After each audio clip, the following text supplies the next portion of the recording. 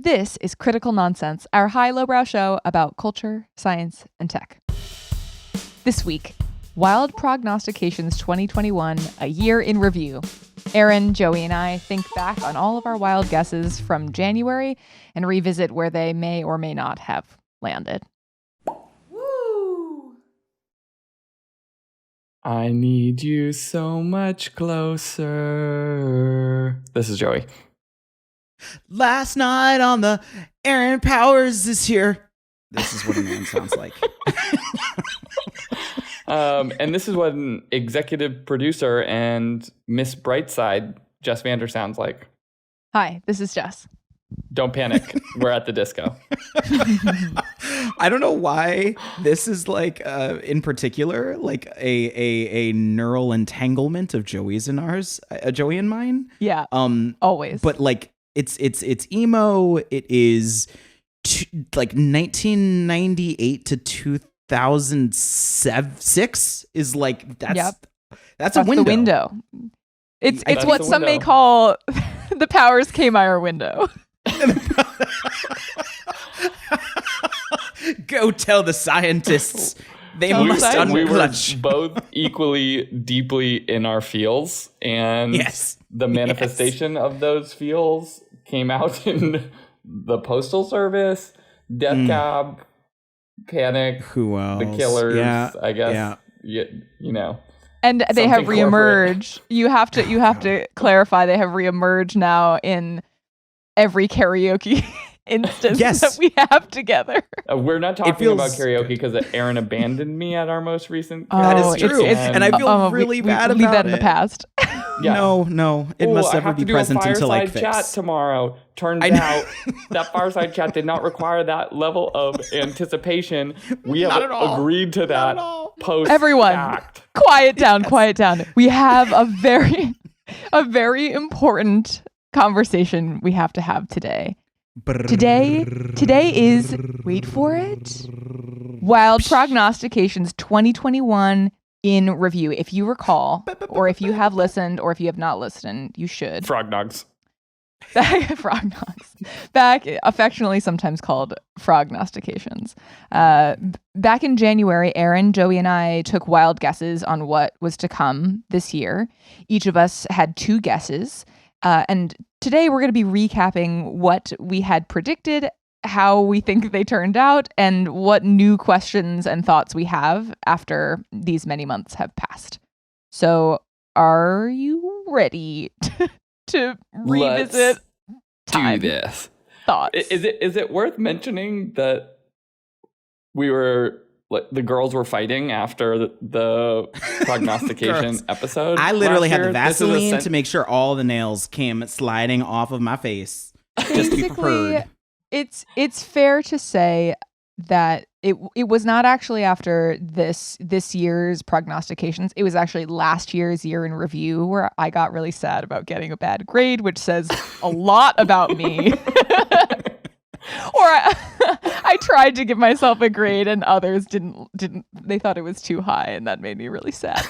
And it says equally, if not more, about you that we're laughing about it now. Yeah, so exactly. I love this. I love this. I love this about us. We love it. And don't worry, all things have been mended. Now, the way we're going to do it this year, though, is instead of revisiting every single prognostication in fullest form, we're really going to focus on the ones that we think have the most to talk about. So I think, Aaron, you're going to kick us off, right? Yeah. So another thing that I love about the wild prognogs every year is that a lot of our work on a daily basis is trying to, with all the data that's available to us, try to predict the future and like look into our crystal balls. And we're humble enough, I think. It's a really humble thing to say that we're humble, but we're humble enough to actually be able to say like, we're not always right. And especially given that this is as Joey put it, a light foray into punditry, I think that, I may have skewed in particular a little bit on the hotter side of the takes last year. For the prognogs. Maybe. We'll see. So takes Aaron Powers. That's true. It will be on my tombstone. You know what he had? Some tepid takes. So I had 2 prognostications. And one of them, to be honest, I realized is basically 3-in-1. And of course, that's the one that I'm going to talk about a little bit more. But the first one was that Pop Wellness was going to take a holiday. The idea that in light of or coming off the back of all of these intense forces that were kind of collectively focusing us on intention and gaining perspective and all of the sort of superficial wellness trends that had been growing for years, that they would hit a peak and that they would start to decrease because a lot of that built up pressure with vaccines having come through and with new political leadership that would diffuse. January 6th happened a month after we recorded that episode. So I think that alone was fair enough or signal enough that that did not exactly play out the way I thought it would. Pop Wellness has not taken a holiday. I also didn't account for Delta or Omicron at the time either, just variations in general, variants. And so, no, Pop Wellness hasn't taken a holiday. And as a matter of fact, even like just it's working overtime today. It is. Refinery 29 and Jezebel are granted still running stories about the ills of the wellness industry. They both ran stories this week about that. So it's still a focus enough for them to be like, no, boo. But even this morning, Adweek published a story called "Every Brand Should Behave Like a Wellness Brand." And, you know, far be it for me to say that Adweek is the arbiter of the future, but that put a nail in that coffin. Like, let's be real. That's a sign that I think that it's not. If Adweek's talking about it, you're wrong. yes. So that one conversation. It is entered the conversation, and it festers like a delightfully calm patchouli oil farm. So the thing that did landed the word didn't make sense. So the thing that I do want to talk about was my other prognostication, which also I recognize was too far out. And that was that the plant food-based industry was going to have a big schism this year, and that we were going to see plant-based beverages sort of continue to lurk around in the mainstream, but plant-based meat would disappear as a fad, and lab-grown meat would explode and would be the dominant form of meat consumption in alternate meat circles.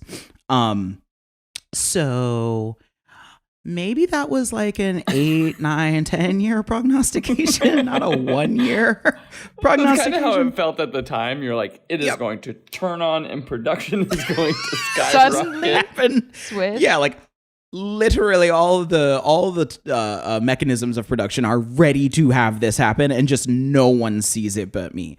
That's not how it worked.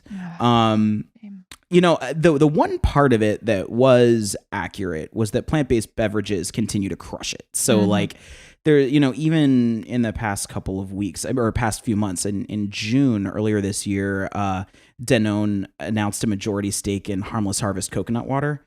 And the coconut water trend had still been, you know, burning for years, but it's clearly not slowing down if Danone's involved. Harmless Harvest is also, I have tasted like 40 some odd coconut waters from some random pitch back in the day. And I will say Harmless Harvest is the superior coconut water. If you like coconut water. For some, there may be no good coconut water. I mean, and the number, it's so funny because about 7 or 8 years ago, it feels like every alcohol brand was trying to come up with a new product that had a splash of coconut water. Oh, interesting. Because coconut water was so popular, and also hydration, and like, there were these added health benefits that were connoted by electrolytes. It's what plants crave. Well played. I'm just imagining just like a giant palm tree on a treadmill sweating with like electrodes attached to it. The fronds like glowing. Yes. The sport science of coconut trees. Yeah. And like there's just like one Gatorade. frond is trying to wipe the other frond out of its face. Its palm face, whatever that is. So anyway, the beverage part of it, I think that I was lukewarm enough for that to be right. I'm feeling good about that. Mm-hmm. Plant-based meats Not so much.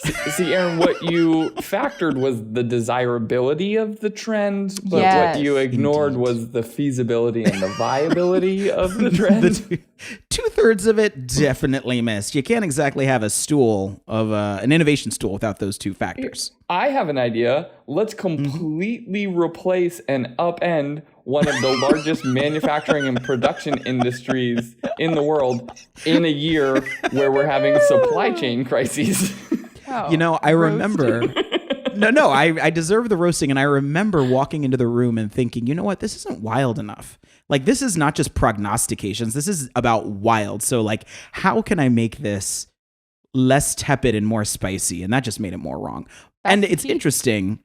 There were a bunch of little things that came up in our conversation. We talked a lot about, and I think I repeated it like 4 times, the marbling effect that you could get from cultured meat, right? Joey said it first, and I was like, yeah, marbling. And I just said it over and over and over again. And in fact, just very, very recently, scientists at a university in Japan finally figured out how to actually culture muscle tissue and fat tissue to a precise ratio to only now get to the possibility of having those sorts of designer cultured meats where you could actually have that precise cut of Wagyu beef that is consistent everywhere. But Aaron, so we're not there yet until now. I believe in this. It's just a matter of when, and like the pace of change, especially in this type of industry, is way slower than predicted. But like, I still believe in this, and that there's like, maybe not that it has to be sort of one or the other, but like in Japan, the like designer fruits that sell for who knows what at fruit auctions, like I feel like there is demand for things perfected. It's a time horizon thing, right? Yeah. Like we set ourselves up in the year, right? Like wild prognostications for this year. Some turning point has to happen this year, and that like increases the degree of difficulty on this absurd challenge. It's hard to pass this wild progs test. Yeah, it is. And you know, to the point about how, you know, there's little greater desirability and little feasibility or viability, even from a regulatory perspective. Like there wasn't enough signals of change that would justify that growth that quickly. Like Singapore is the only country right now that regulates the sale to consumers of lab-grown meat. So if there is no country in the world where you can legally obtain this to eat it, how is that going to happen in a year? Except Singapore. It's and you know, it doesn't mean that to your points, this I believe is very much a time horizon question, not a veracity question. Because to throw out even more things, like Scotland printed the first, as they called it, a lump, 100-gram lump of steak on a 3D printer using cultured meat cells. Yeah, why did they opt for lump? I don't know. You can check it out in the links in the doobly-doo. But yeah, like this is definitely going to be coming in due time, especially, I mean, we didn't even talk about foodborne disease and illnesses as well, and, you know, zoonotic and zootropic transmission of viruses and diseases, but like you'd imagine that would be an accelerant given the situations of the past couple of years. So in any case, I believe that this one, though prognogged wrong within our year, I'm gonna stand firm on this, and I'll come back to you in about 10 years and we'll talk about it. How about great. That? Cool. Yeah. So wait, who's next? Which prognogs? Is it Jessica? It is. Jess, take us to the place. Good. Yes, I'm an easy chuckler. It doesn't take much. I'm sorry.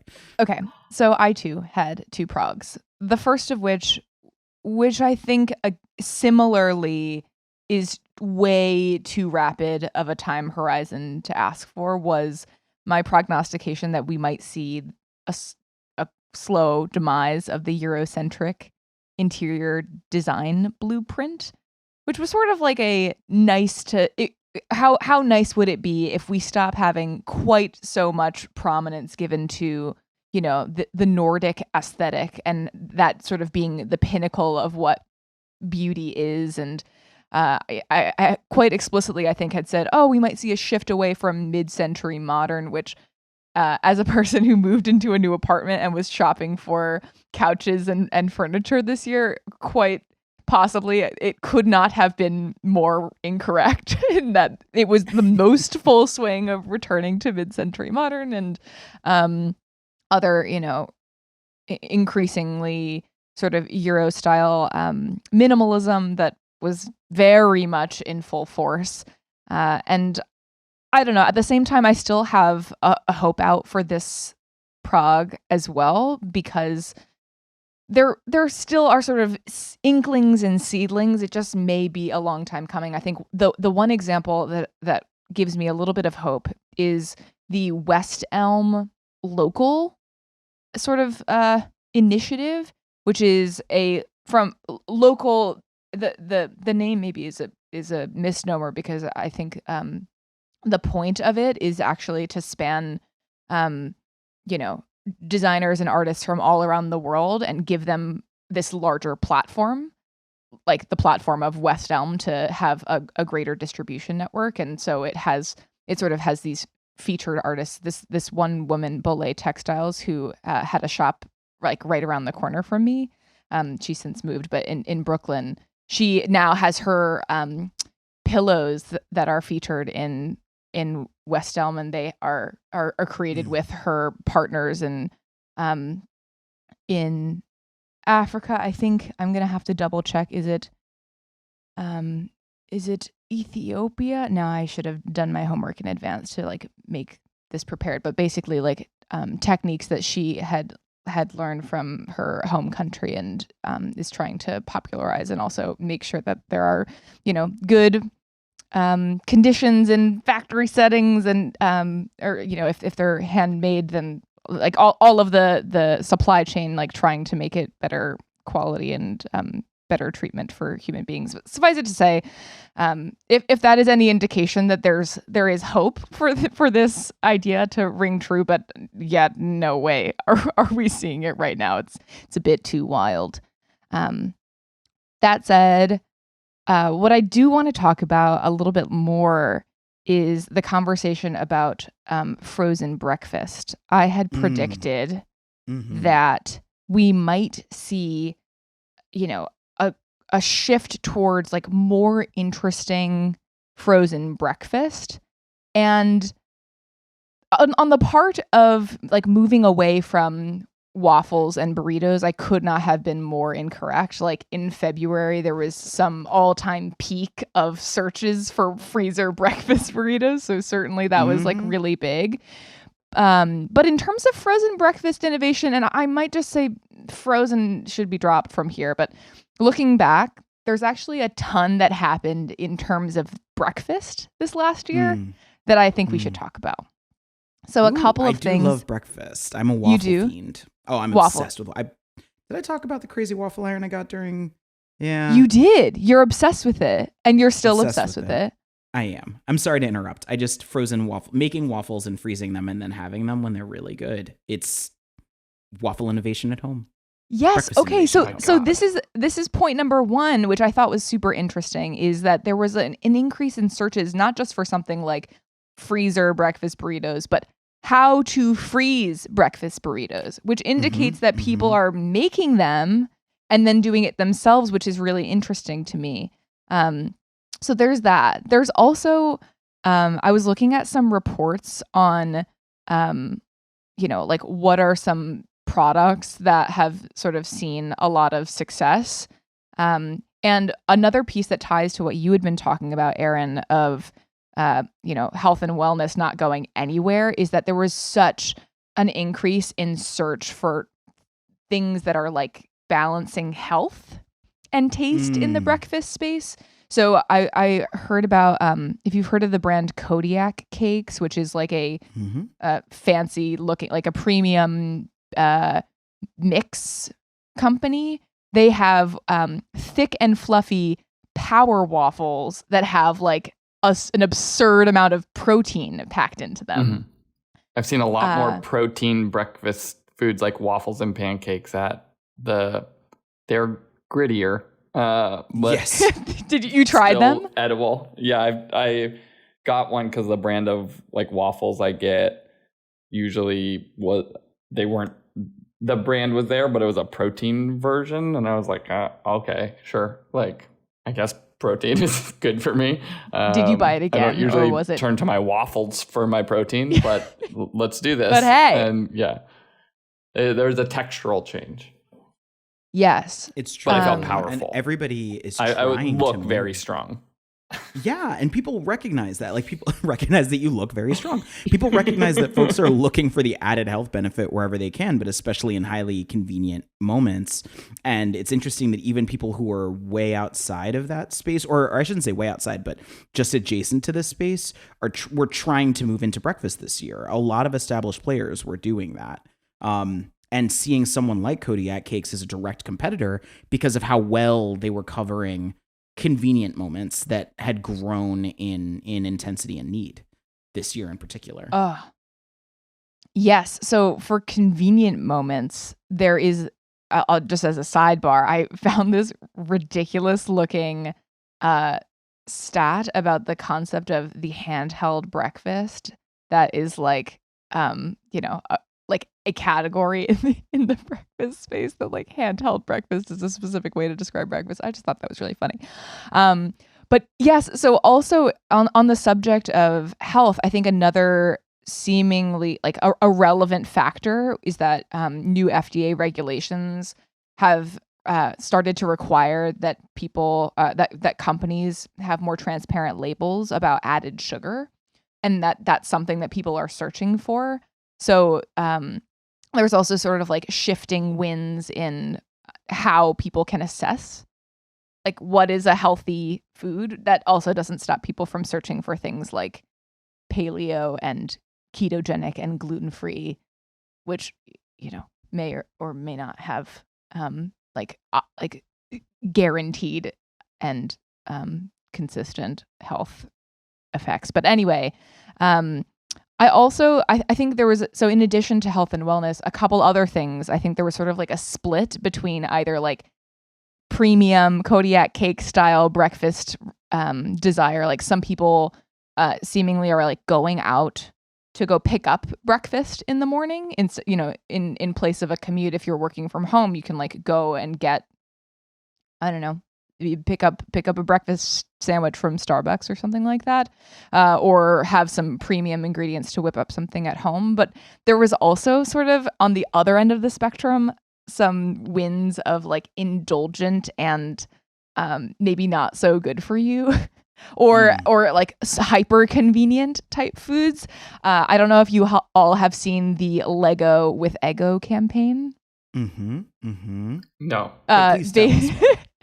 The concept was basically like, if you go to their campaign website, you'll just see a bunch of parents singing what feels like a Broadway style musical intro about how there are way too many difficult things related to getting your kids ready in the morning and like trying to, just make it through the morning. And if only you could just let go and settle on the one win that we all can agree on, which is that Eggo waffles will suffice in the morning. And that idea of like, it like a parent and a kid can have an Eggo waffle, and that is something that like there is equal demand for. Sort of like the freezer or toaster pastries and toaster breakfasts of yore are still as hot as ever. So I guess what I'm saying is no, nothing that I actually predicted happened at all. But like, I don't know, a lot's going on in breakfast. So what we learned is the narrowness maybe of like the specificity of your prediction. Again, increased degree of difficulty. And so the specificity of frozen breakfast specifically making a surge wasn't it, but you were sort of tapping into some sort of breakfast related ennui that has manifested in some way, shape, or form this year. Yeah, and if the old breakfast ennui, the classic breakfast ennui. And to that, I might add one last fun fact that I discovered, which is that according to some reports, there is a new eating occasion called the early morning snack, where like more and more people are having more meal opportunities in the morning time, whereas people are eating lunch less. So people are more likely to like have breakfast and then have a breakfast snack in addition versus having a proper lunch, which I think is fascinating. Like what are they eating? We're eating like hobbits? Or like, I don't know, maybe you have a lunch? A second breakfast. Yeah, or like what could it be? I don't know.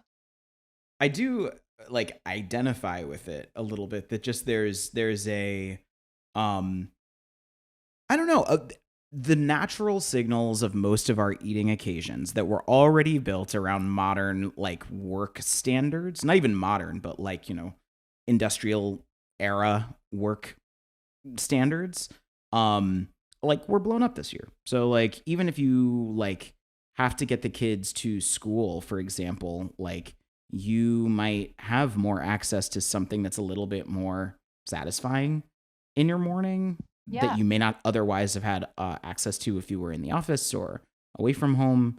But then also just being able to like, if you're a grazer, you can graze. Like you can be the grazer you always wanted to be for as long in the day as you wanted to. You don't have to put up with these stinking meals in the middle of the day. Follow your truth. Graze. If your truth is multiple breakfasts and having your second breakfast, then you do it. Do it.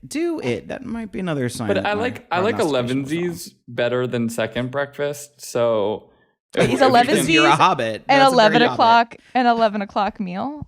Oh, yeah, is this at a 11 Lord of the a.m. Rings reference? Yeah, this is Hobbit. Perfect. Yeah. Wait. 11sies? So what you're saying is we are all having 11sies right now? Yeah. Oh yeah. And I like that name better than don't get me wrong. I have no problem with second breakfast, but you know, like let's have a fun name for it. 11sies is more fun. Is this the beginning of your next prognostication?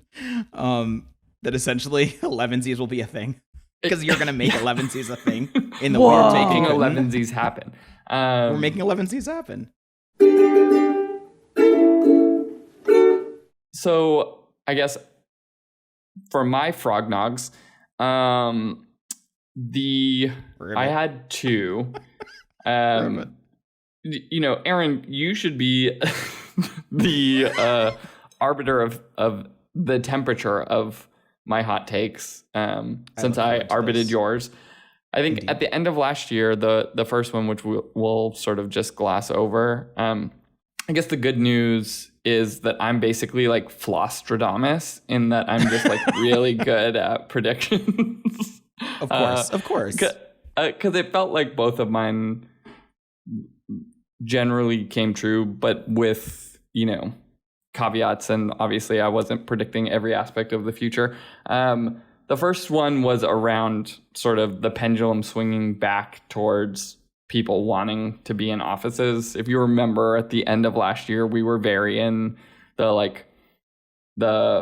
office is dead. I'll never go back, at least for professional, in quotes, workers. Like the sort of media conversation was like, people are never going back to the office. It's dead. Remote work forever, you know, whatever. And you know, much of that has carried on, but the pendulum has certainly swung back into maybe some sort of like homeostatic place. What we've seen over the course of the year. Wrecking ball. I'm sorry, I couldn't let it go. It's a pendulum, wrecking ball, Miley Cyrus. I just had to. Yeah. That was so rude of me. I'm so sorry, Joey. You were making up. I came in like a pendulum. Yes. I'm sorry. Yeah, it had to happen. It's important. What we've seen is that the hybrid model has sort of evened out by, you know, a year into the pandemic, people were getting pretty lonely. There was a lot of things coming out about people's mental health and isolation, and when the vaccine started emerging and people were having opportunities to get around other people again, there was sort of a realization, it seems, of how isolated they were feeling. You know, in the frog-nog realm, it was a little bit of the boiled frog, where people hadn't realized the impact of sort of the degree of social isolation that a lot of people were facing had affected them until there was an opportunity. Jess is raising her hand. Me. Totally me. But then, you know, upon that sort of wave of interaction that people were getting in the spring into the summer, suddenly it was like, oh, wait, maybe I needed this, but I do like, you know, some level of being away, and do I need 5 days a week, and like what's the balance? And a lot of companies are sort of landing in that, you know, 3 days a week while still maintaining flexibility for the folks who are very much like, no, that was working for me. Like never going back to an office was working, you know, for some percentage of people. But where we're landing is in some sort of homeostatic hybrid work. People figure out your models, which I think is great, right? Like 5 days a week probably wasn't working, and 0 days a week probably wasn't working, and we're sort of balancing out. But that one seems like it checks out. Fair? Yeah. I mean, I will not challenge necessarily the toastiness of the take. I think it was on point. I also think that there was less of a clamor to come back to the office, which may have been what we expected. Like, you know, the last Surgeon General had been talking about how back in May about the epidemic of loneliness, which had been a concept that he'd been, you know, discussing for years. And this was just like, you know, throwing fuel on that fire. But I think that what there was a much more direct clamoring for was balance. Like was like, okay, like this doesn't work for me. Why is my life not working for me? My life is already blown up. So how do I make whatever new life I'm going to be building within the rubble work better for me? And I think that certainly many companies, I'm going to say many companies heeded the call in response to that. But I think that also people and workers took more responsibility for that being a priority that they have to guide. And that they're going to be like, you know, there are going to be opportunities opened and closed as a result of whatever choices you make. But if you do them with intention, that you actually get something out of it that works for you. Also, you've got still, you know, I still think like the Great Resignation continues. And so like in terms of that accountability, if you want to hold on to your workers, it's something to think about. Yeah. Yes. Absolutely. Yeah. What was somebody had recast, I mean, it's been done 100 times, but recast the Great Resignation as like the Great Recalibration or the Great Reconsideration, I think it was, that I heard. And so that moment of like, oh, I was going along with this because that's just the way that it's supposed to be, to like, let me just actually consider what I'm doing. Like, let me think about this. Yeah. I think that actually has really strong, healthy benefits for a society overall, that people are more engaged in what they're doing and where they show up. So anyway, I know that was your first one that you were just noting, but like, that passes the sniff test. Yeah, and it went, like y'all are saying, it went better than I think we were expecting, in that like there was a sort of reclaiming of power across workforces, sectors, whatever, of people saying like getting the opportunity to stand up and state what they want, and you know, at least good companies responding and bad companies not responding, but people rising up to sort of demand it. And so in that way, I think it's been a good year overall for workers. The second one, which was maybe a little hotter, or maybe it was just spicier. Because it wasn't hot because you chose both. You were like, either it'll be this or the opposite of that. Which, you know, that's chaotic neutral, if ever there were one. Here I am. Like, legitimately. Hi, nice to meet you. I think I'm more chaotic good, probably, but I think so too. my prediction was sort of like either the death of the fuckboy or I'm aggressively wrong. Fuckboy, fuccboi, for the not extremely online, is like a term about sort of manipulative men who are, willing to say anything and do anything and have no scruples around getting with women. There are, the gender fluid, like all spectrum, they exist, but, it's a pretty heteronormative, not heteronormative, but heteroprolific thing. Yeah. No smarter word than thing. That's what I know. Where it's one of those mornings for me too. Yeah. But my sort of anticipation was that with people being so much more intentional about, like, even what we were just talking about of what they wanted from work, what they wanted from their life, right? Like, there is this sort of massive reappraisal of what's going on, and there was this sort of like snap to the system that like was forcing people to exist in new modes and methods of how they were living their life, that because people had been lonely, because there's more salient risk in dating, that people were going to sort of shift away from that like fuckboy attitude towards being more thoughtful, if not going into like sort of extremely committed monogamous relationships necessarily, at least sort of like having better conversations. And what's interesting is, like, candidly, that was like intuitively what I thought was going to happen, but I didn't like think that was definitely going to play out for sure. And as the year went on, there was sort of, the vaccines came out. We even had the episode with Fabian, Jess, around like what kind of summer was it going to be, where we were live brainstorming different, bar fight summer and whatever else we were talking about. But the conversation was around like, this is going to be the summer of love, and it's going to be like, 1969 all over again, and all of these things were going to happen.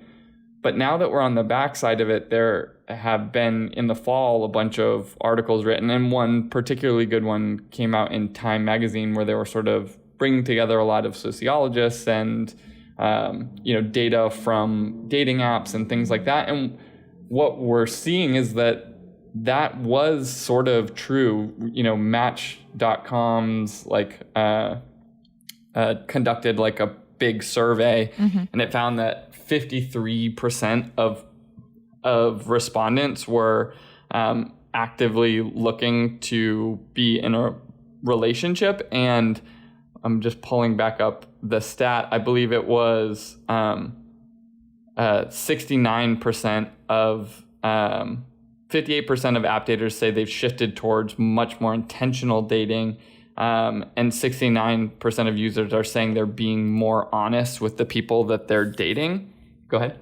Yeah, I feel like that piece about the intentionality and the honesty feels to me like it not just stems from this like loneliness thing, but like, do you think it could also just be that people want the way that they are going out and socializing, like that's what they would hope and expect from the other person, that they would be more honest and respectful about their vaccination status, and that maybe instead of going to a big bar, like the setting in which we can meet up is a outside restaurant. Like the public health sort of factors feel like they could also be deeply influencing the way people want to be socially connecting with others.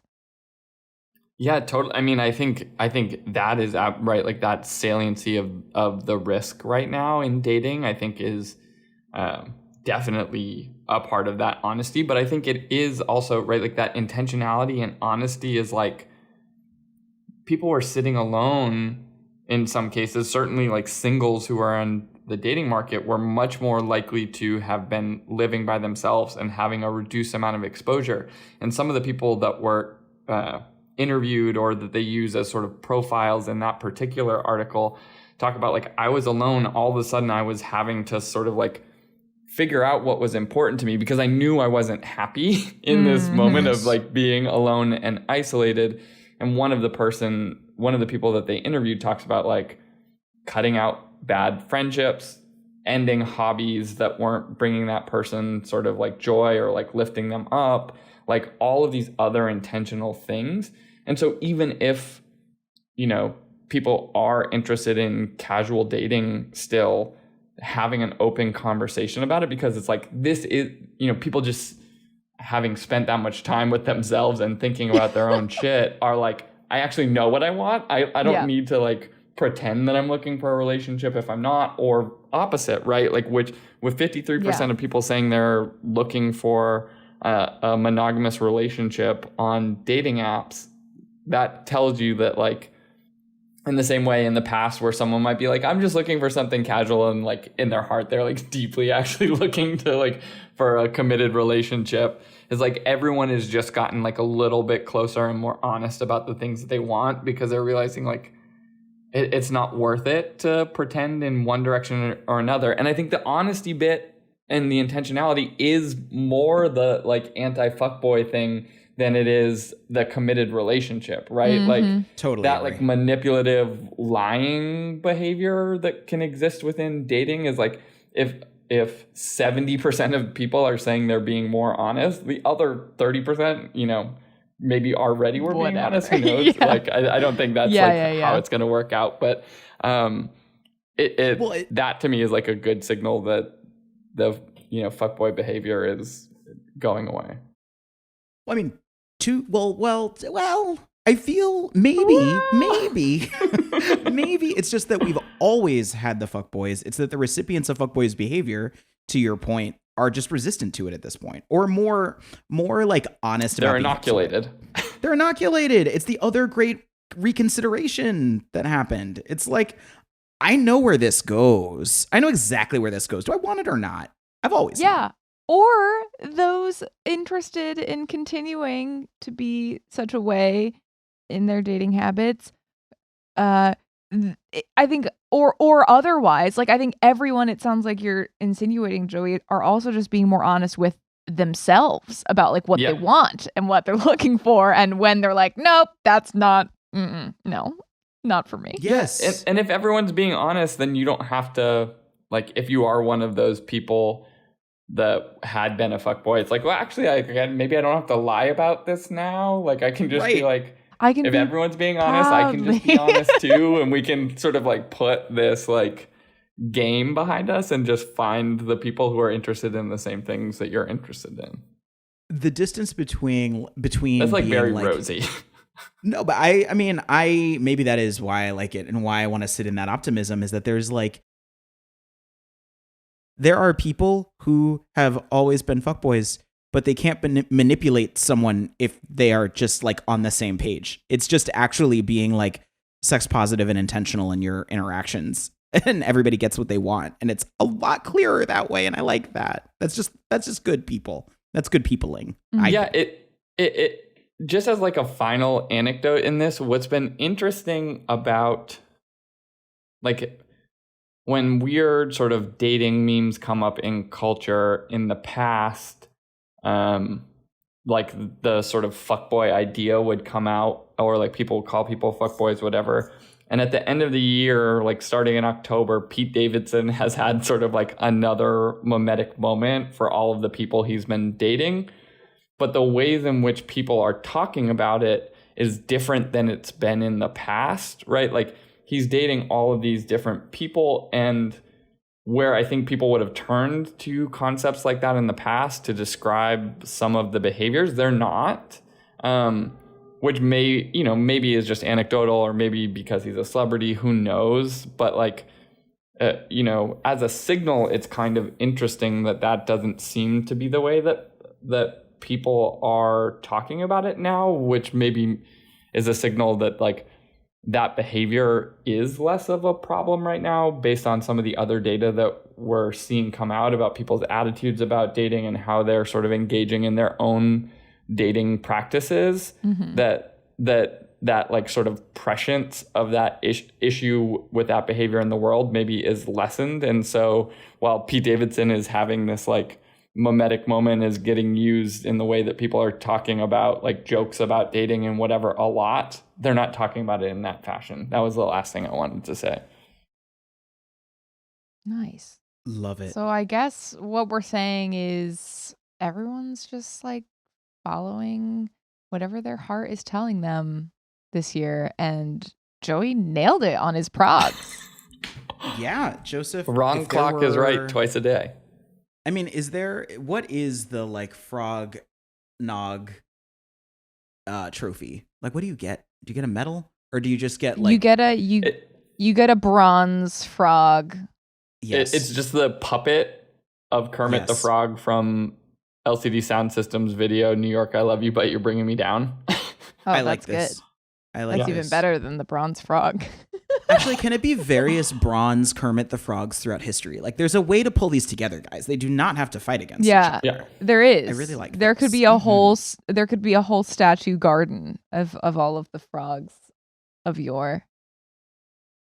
Okay. So nice work, folks. I guess we'll just have to think about what our progs are for next year. Yeah. Oh my goodness, I cannot wait. Do we have a recap? We're all right. We're all wrong. Everyone's gonna be okay. Yeah. Yeah. Oh, that's nice. Nice wrap up. I like that. Critical Nonsense is a Sylvain production. Brought to you by that deafening silence. Gotcha. As always, we'd like to thank executive producer and Muppeteer Jess Vander. We'd also like to thank sound engineer and the possible non-burger human, Alex Contel. And we'd like to thank programming coordinator and just man about town, Les Jacobs. And then we could not do this without the wonderful help of designer Nora Mestrich and Sarah Gilbert's overarching ability to keep every plate spinning in the known universe. It's really cool. I mean, she and Doctor Strange they're very talented. They're very good at that. Really, like the two most talented plate spinners. Indeed. And as always, thank you, sorry, Ellen. So many sorry thank yous, sir. Special thanks to all of you for hanging out with us this year, and to you two dum-dums and Alex, who you can't hear, just being like our little angel dum-dum. Everyone's a dum-dum, and we love it. Everyone's a dum-dum, but also, isn't it kind of miraculous we've been doing this for so long? And this is our third Prognostication episode. It's actually kind of awesome. It really is. It really is. And I would never do it with better frogs and prognog dum-dums than you guys. You're great. You're awesome. Better frog-nog dum-dum. Dummy frog-nog. I do want to clarify that whenever, in the one moment that I've ever called someone a dum-dum, which was literally right now, I'm talking about the lollipop, not a D-U-M-B, which hurts my 6-year-old self. Yeah. And I think that that's important for everybody to know. It's very I important. call What's my the daughter best? a dum-dum all the time. Can we just say special thanks to the mango flavored Dum Dum, because I might have to say that is the superior flavor, unless anyone disagrees. Any other top Dum Dum? I don't have flavors? strong dum-dum takes. I mean, only that blue raspberry is great in everything because it's so synthetic, and so I enjoy that blue dum dum very well as well. The mystery one is just fun because you never know what you're gonna get. Oh, that was such a thing. That was so great. Those were good. Flavor. I would like to thank Lactaid Eggnog because it has no lactose. What? Yes. Ew. So spark on. That doesn't even. That's like two things. Milk and eggs are two dairy types. What is nog if not? Eggs are not dairy. They're poultry. No, they're dairy. They're definitely dairy. They dairy. confuse people. They confuse people. I don't know why. But no, eggs are dairy. Eggs are dairy. Are you bringing up eggnog because of prognog and therefore frognog? Yeah, and therefore it's eggnog season, and the Lactaid Eggnog is in a green container, but it doesn't have milk, and it still mixes well with bourbon. So sign me up because I missed eggnog and couldn't have it for a long time, and now I can. And let's do a dance. Dance, dance. Dance. That's the eggnog, dairy-free eggnog dance song, I think. Dance, dance, dance, dance, dance, dance, dance. Thank you, love you, bye. Bye. Thanks so much. We'll talk to you in the new year. Ciao.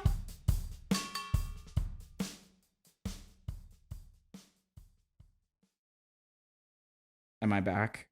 Why is it always so bad? Oh. You're back? Are you back? Am I back? Can you hear me? I'm back. I am back. Yeah, I'm back. Yeah, you're back. Okay, you're back. You're back. You're back. All right.